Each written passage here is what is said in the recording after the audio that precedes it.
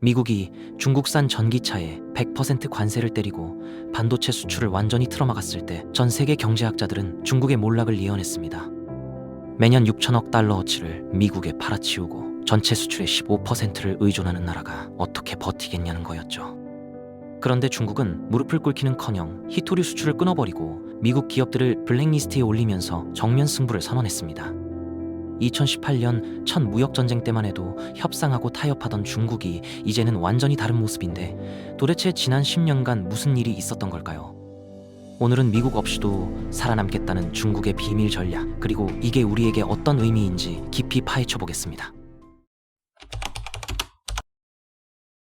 이 이야기를 제대로 이해하려면 중국이 어떻게 여기까지 왔는지부터 알아야 합니다. 1970년대 개혁 개방 이후 중국 경제의 성장 공식은 아주 단순했거든요. 세계에서 가장 많은 인구, 그리고 그 인구가 제공하는 값싼 노동력이 핵심이었습니다. 중국은 이걸 무기로 삼아서 전 세계의 공장이 됐고, 애플 아이폰을 조립하고 아마존 물류 창고를 채우면서 서방의 투자금을 빨아들였죠. 1990년대부터 2000년대까지 중국 경제는 연평균 10%에 가까운 성장률을 찍었는데, 이 시기 중국의 비즈니스 모델은 정말 심플했습니다. 중국이 만들고 미국이 사는 구조였거든요. 빠르고 싸고 효율적이었지만 한 가지 치명적인 약점이 있었습니다. 바로 미국에 대한 극심한 의존도였죠. 2010년이 되자 중국은 일본을 제치고 세계 2위 경제 대국 자리에 올랐습니다. 선전 같은 도시에서는 한때 짝퉁이나 찍어내던 공장들이 어느새 첨단 기술 제품을 생산하기 시작했고, 미국 기업들보다 훨씬 싼 가격에 비슷한 품질을 뽑아냈거든요. 문제는 이 성공이 양날의 검이었다는 겁니다.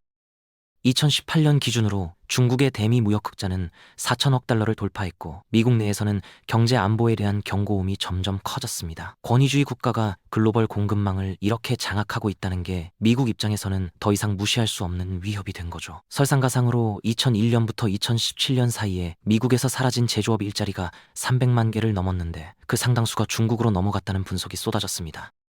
미국 기업들은 중국 시장에 제대로 발도 못 들이는데, 중국 기업들은 미국에서 시장 점유율을 빼앗고 가격을 후려치면서 급성장하니까 불만이 폭발할 수밖에 없었죠. 중국 정부가 자국 기업에 보조금을 퍼붓고 반경쟁 법률로 외국 기업을 옥죄는 불공정 게임을 한다는 비판이 거세졌고, 결국 2010년 도널드 트럼프가 중국을 정면으로 때리겠다는 공약을 내걸고 대통령에 당선됩니다. 트럼프는 취임하자마자 약속을 지켰습니다. 수천억 달러 규모의 중국산 제품에 관세 폭탄을 투하했고, 논리는 간단했거든요. 중국에서 수입하는 비용을 올려서 미국 기업들이 생산 기지를 본국으로 가져오게 만들겠다는 거였죠. 하지만 미국은 여기서 멈추지 않았습니다. 수십 년간 쌓아온 기술적 우위를 지키기 위해 미국은 모든 수단을 동원했습니다. 화웨이를 블랙리스트에 올리고 미국 기업들이 핵심 칩을 중국에 파는 걸 금지시켰으며, 최첨단 반도체 장비 수출도 완전히 막아버렸거든요. 이건 단순한 무역 분쟁이 아니었습니다. 미래 기술 패권을 놓고 벌이는 전면전이었죠. 2018년부터 2020년까지 양국 간 긴장은 계속 고조됐고, 바이든 행정부가 들어서면서 잠시 소강 상태에 접어들었습니다. 바이든은 트럼프처럼 공격적으로 관세를 올리지는 않았지만 기존 관세를 낮추지도 않았거든요. 방향은 이미 정해진 거였습니다. 미국과 중국의 경제적 분리, 이른바 디커플링이 본격적으로 시작된 겁니다. 그리고 2025년 트럼프의 두 번째 임기가 시작되면서 갈등은 다시 폭발했습니다. 중국산 전기차, 태양광 패널, 배터리, 핵심 기술 부품에 새로운 관세가 부과됐고, 일부는 100%에 달했죠. 미국은 더 이상 중국에 의존하지 않겠다는 명확한 메시지를 보낸 겁니다. 그런데 이번에는 뭔가 달랐습니다. 2018년 첫 무역전쟁 때 중국은 조심스러웠거든요. 협상하고 양보하고 긴장을 낮추려고 노력했습니다. 하지만 2025년의 중국은 완전히 다른 모습으로 나타났죠. 즉각적으로 막관세를 때리고 히토류 수출을 중단하고 미국 기업들을 제재 명단에 올렸습니다. 이건 2001년의 중국도 2016년의 중국도 아니었습니다. 훨씬 대담하고 자신감 넘치고 싸울 준비가 된 새로운 중국이었죠. 서방 세계에게는 충격적인 각성의 순간이었습니다. 중국이 어느새 미국 없이도 버틸 수 있는 경제를 조용히 구축해놓은 건 아닐까 하는 의문이 퍼지기 시작했거든요. 베이징은 전 세계가 의심하는 바를 정확히 알고 있었습니다. 수출에 의존하는 거대한 경제가 세계가 물건 사기를 멈추면 버틸 수 없다는 걸요. 그래서 지난 10년간 중국은 조용히 경제의 기초를 완전히 새로 쌓는 작업을 해왔습니다. 미국 수요에 의존하는 기계에서 스스로 돌아갈 수 있는 시스템으로 바꾸는 거대한 프로젝트였죠. 이 변환의 핵심에는 시진핑이 내놓은 쌍순환이라는 개념이 있습니다. 이건 완전히 새로운 종류의 중국 경제를 위한 청사진인데 회복 탄력성이 있고 자급자족이 가능하며 서방에 대한 노출을 크게 줄인 구조를 목표로 하거든요. 쌍순환의 작동 방식을 설명해 드리겠습니다. 내부순환이라고 불리는 첫 번째 엔진은 국내 수요를 강화하는 데 집중합니다. 14억 중국 국민을 경제성장의 주요 동력으로 만드는 거죠. 가계 소비를 촉진하고 국내 공급망을 구축하고 자국 혁신에 투자하는 방식으로 진행됩니다.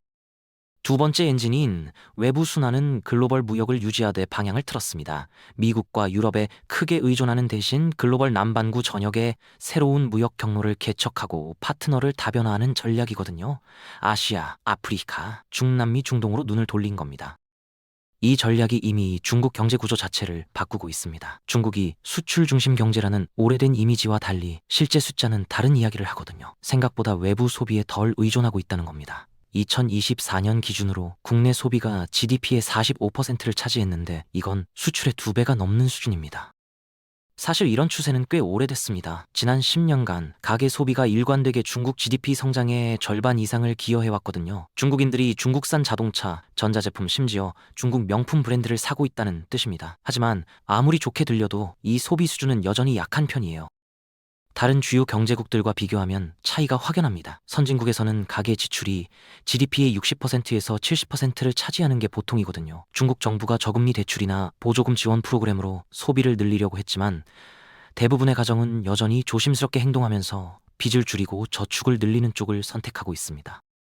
왜 그럴까요? 진짜 문제가 해결되지 않았기 때문입니다. 사회주의 국가임에도 불구하고 중국의 사회 안전망은 거의 존재하지 않는 수준이에요. 실업급여나 연금 지원 같은 안전망 프로그램에 GDP의 1%도 안 되는 돈을 쓰고 있는데 이건 세계에서 가장 낮은 수준 중 하나거든요. 경제적 충격이나 실직, 건강 문제가 생겼을 때 사람들이 스스로 버텨야 한다는 뜻입니다. 동시에 부동산 시장은 위기에 빠져 있습니다. 2019년 이후 중국의 부동산 가치 상승률은 계속 하락했고 이제는 많은 집들이 가치를 잃고 있어요. 평균적으로 작년 대비 4.5% 정도 집값이 떨어진 상황이죠. 여기에 출산율까지 곤두박질 쳐서 이제는 태어나는 사람보다 죽는 사람이 더 많아졌습니다. 이 추세가 계속되면 중국은 세계에서 가장 빠르게 고령화되고 축소되는 노동력을 갖게 될 겁니다. 이런 상황에서 많은 가정들이 의료비, 노후, 자녀 교육을 위해 저축해야 한다는 압박을 느끼는 건 당연하죠. 그래서 국내 소비가 분명히 성장하고 있지만 아직 경제 전체를 떠받치는 수준까지는 오지 않은 겁니다. 솔직히 말하면 중국 경제는 여전히 공장, 수출, 투자에 크게 의존하고 있습니다. 하지만 소비 중심으로의 전환은 실제로 일어나고 있어요. 느리지만 확실하게요. 이게 바로 쌍순환 모델의 핵심입니다. 세계와의 무역을 끊겠다는 게 아니라 무역 없이도 생존할 수 있는 체력을 기르겠다는 거죠. 중국은 회복 탄력성을 원합니다. 미국 소비자들이 물건 사기를 멈추거나 서방이 새로운 제재를 가해도 무너지지 않을 경제 시스템을 만들려는 거예요. 변환이 아직 끝나지는 않았지만 한 가지는 분명합니다. 중국은 그냥 수비만 하는 게 아니라 폭풍을 견뎌낼 수 있는 경제 시스템을 적극적으로 건설하고 있다는 겁니다. 이 전략의 핵심 중 하나가 바로 무역 파트너를 바꾸는 겁니다. 고대 중국의 전략가 손자는 이런 말을 했죠. 적이 오지 않을 것에 기대지 말고 내가 준비되어 있음에 기대라고요. 중국은 세계가 계속 우호적일 거라고 베팅하지 않습니다. 물어볼 필요도 없는 미래를 준비하고 있는 거죠.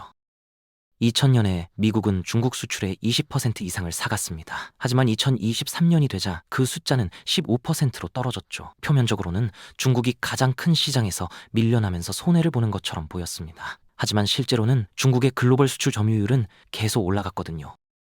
중국은 얼마나 수출하는지를 바꾼 게 아니라 누구에게 수출하는지를 바꾼 겁니다. 동남아시아에서 남미까지 중국 제품은 어디에나 있어요. 아시아 국가들이 이제 중국의 최대 무역 파트너가 됐고 아프리카에서는 인프라 투자를 통해 풍부한 광물 자원을 확보하고 있습니다. 중남미와 중동에서는 중국 기계, 에너지 기술, 소비재에 대한 수요가 폭발하고 있죠.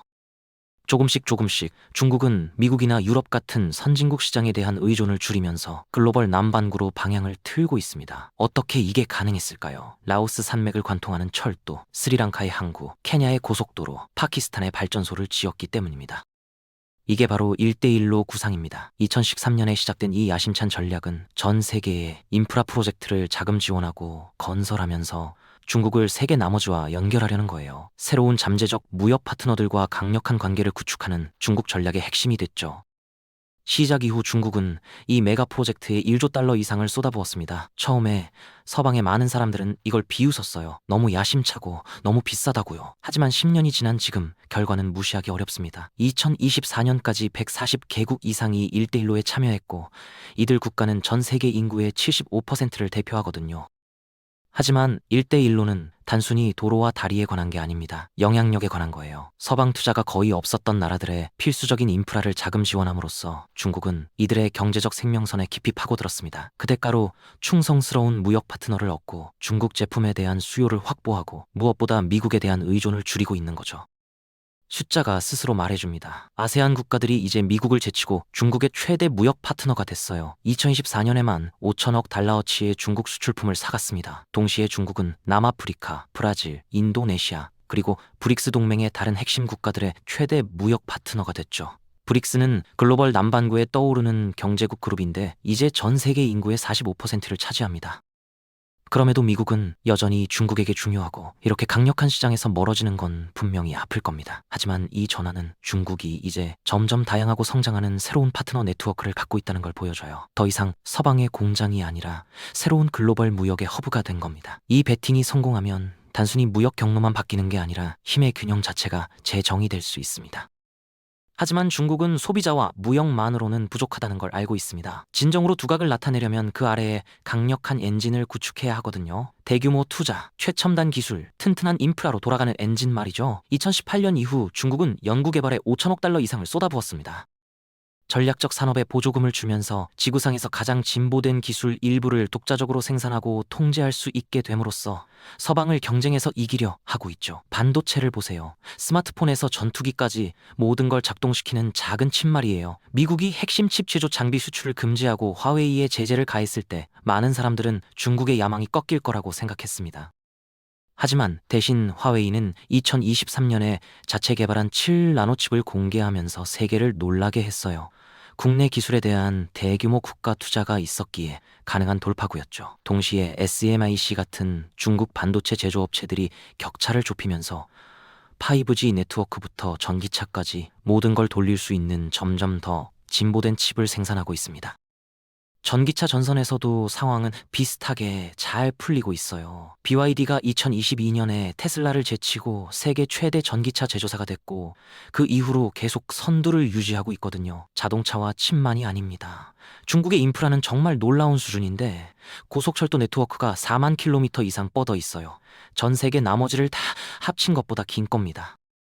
항구, 녹색 에너지 프로젝트, 디지털 인프라까지 모두 새로운 경제를 돌리기 위해 엄청난 속도로 확장되고 있죠. 이제 중국은 전 세계에서 생산되는 제조품의 대략 3분의 2를 만들어냅니다. 많은 산업에서 중국은 시장이 필요로 하는 것보다 훨씬 많이 만들고 있어요. 쓸 수 있는 것보다 많은 철강, 설치할 수 있는 것보다 많은 태양광 패널, 국내에서 팔 수 있는 것보다 많은 전기차를요.